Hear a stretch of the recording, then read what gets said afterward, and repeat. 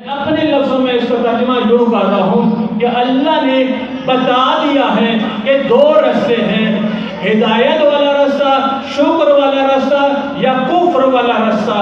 اگر سادہ لفظوں میں ترجمہ میں اپنی زبان میں اردو میں کرو اس کا، یعنی اللہ نے دکھا دیا ہے میں نے دو راستے ہی تو بنائے ہیں، ایک حسین کا راستہ ہے، ایک یزید کا راستہ ہے۔ ایک حسین کا راستہ، ایک یزید کا راستہ، ایک حسینیت کا راستہ، ایک یزیدیت کا راستہ۔ حسین تو دنیا سے ظاہری طور پر ہمارے امام ہیں، وہ تو زندہ ہیں، جو بھی مر گیا یا قتل ہو گیا یا محبت اہل بیت میں جو مر گیا، جو ان کی محبت میں مر گیا وہ بھی شہید ہے، وہ بھی زندہ ہے، جو یہ تو سید و شہداء ہے، یہ تو سید و شہداء ہے، یہ بھی زندہ ہے۔ ہم ماتم کیوں کرتے ہیں؟ ہم یہ شرف عزا کیوں بچھاتے ہیں؟ ہم پر اعتراض بھی یہی ہوتا ہے بھائی زندوں پہ ماتم کیوں کرتے ہیں؟ زندوں پہ آپ جو ہے نا، زندوں کا ماتم، زندوں پہ رونا کیا ہے؟ قرآن نے کہا لما تقولوا لمن يقتل في سبيل الله اموات بل احياء عند ربهم يرزقون۔ یہ اللہ کے ہاں رزق بھی کھاتے ہیں۔ بھائی شہید، یہ شہید ہے، روتے کیوں ہو؟ تو آپ ذرا تھوڑا سا پیچھے جائیے تو احد میں آپ کے چچا حضرت حمزہ شہید ہو گئے، تو حضرت حمزہ دیگر شہداء مدینہ جن حمزہ کے علاوہ، حضرت حمزہ کے علاوہ شہداء جو تھے ان کو گھروں میں صف عذاب بچ کے، جس کو پتہ چلا کہ ہمارا عزیز شہید ہو گیا ہے، گھروں میں صف عذاب بچ کیا۔ لیکن سید الشہداء اس وقت حضرت حمزہ کے گھر میں رونے والی کوئی نہیں تھی۔ رسالت مآب جو اللہ کی وحی کے بغیر نطق ہی نہیں کرتے، وہ کہہ رہے ہیں میرے چچا پر کوئی نہیں رونے والا، میرے چچا پر کوئی نہیں رونے والا۔ تو اصحاب کرام نے جب یہ سنا تو اپنے گھروں میں جلدی سے گئے، اپنی عورتوں کو حضرت حمزہ کے گھر بھیجا، کہا جو حضرت حمزہ پر رو۔ حضرت رسالت مآب حسرت سے کہہ رہے ہیں ہے کوئی میرے چچا پہ رونے والے یا رونے والا؟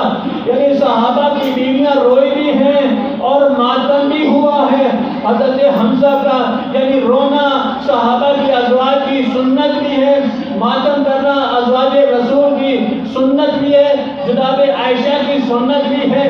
ہماری مسند کتب میں، اہل سنت کی مسند کتب میں یہ رونا بھی ثابت ہے، یہ ماتم کرنا بھی ثابت ہے۔ پھر ہم پر یہ کیوں اعتراضات ہوتے ہیں؟ بہرحال ہم نے اپنے بچوں کو سمجھانا ہے، یہ اعتراض ہوں گے ہم جواب دیں گے، انشاءاللہ کسی کے ذہن میں کوئی بات بیٹھے گی، کسی کو کوئی سمجھ آ جائے گی، کسی بچے کو سمجھ آ جائے گی۔ بھائی یہ بات ہے، یہ باتیں روتے اس لیے ہیں کہ ہم یہ جو اللہ کے رسول کی اولاد کا حق ادا کرنے کے لیے روتے ہیں، انہیں روتے ہیں، قرآن سے رونا ثابت ہے۔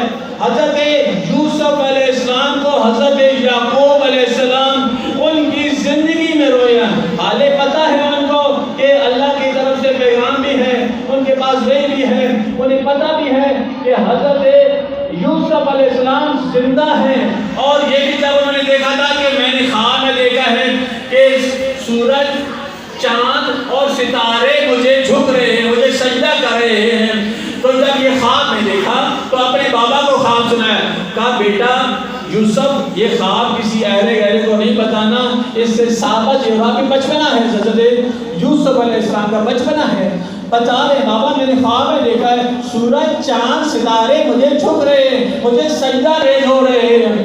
تو کہا میرا بیٹا تم نے یہ خواب کسی کو نہیں بتانا، خواب نہیں بتانا، کیوں کہ اس لیے کہ یہ جو تمہیں خواب آئی ہے نا، یہ کوئی معمولی خواب نہیں ہے، اس کا مطلب یہ ہے کہ تم اللہ کے پیغمبر، اللہ کے نبی بننے والے ہو۔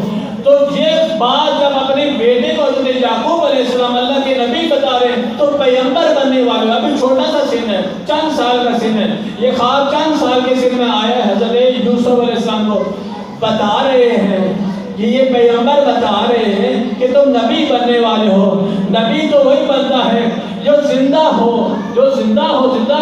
تو جب وہ کنویں میں بھائیوں نے انہیں ڈال دیا اسی حسد میں کہ اللہ کے نبی کے وہ پیارے ہیں، 11 بھائی اور بھی ہیں، لیکن حضرت یوسف علیہ السلام اپنے بابا کو بڑے پیارے ہیں، اپنے بابا کو بڑے پیارے ہیں۔ حضرت یعقوب علیہ السلام اپنے 11 بیٹوں سے اتنا پیار نہیں کرتے اتنے حضرت یوسف علیہ السلام سے پیار کرتے ہیں، کیونکہ ان کا کردار بلند ہے، ان کا کردار بلند ہے۔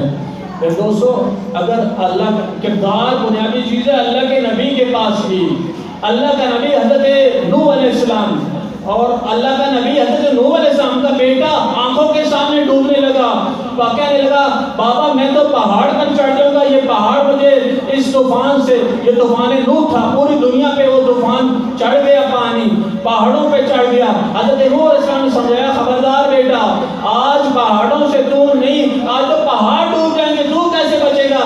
بیوی بھی اور بیٹا بھی کہا نہیں میں تو پہاڑ پر چڑھ جاؤں گا، پہاڑ مجھے بچا لے گا۔ جب اللہ کے نبی کو کوئی چھوڑ دے اور چھوڑ کے کوئی اور راستہ اختیار کر لے، چاہے بیٹا ہی کیا نہ ہو، بیٹا نہیں بچ سکتا، مجھے بچائیں عمل صالح۔ جب حضرت نوح علیہ السلام کے سامنے پہاڑ پہ وہ چڑھ رہا تھا، موج آئی دریا طوفان کی، موج آئی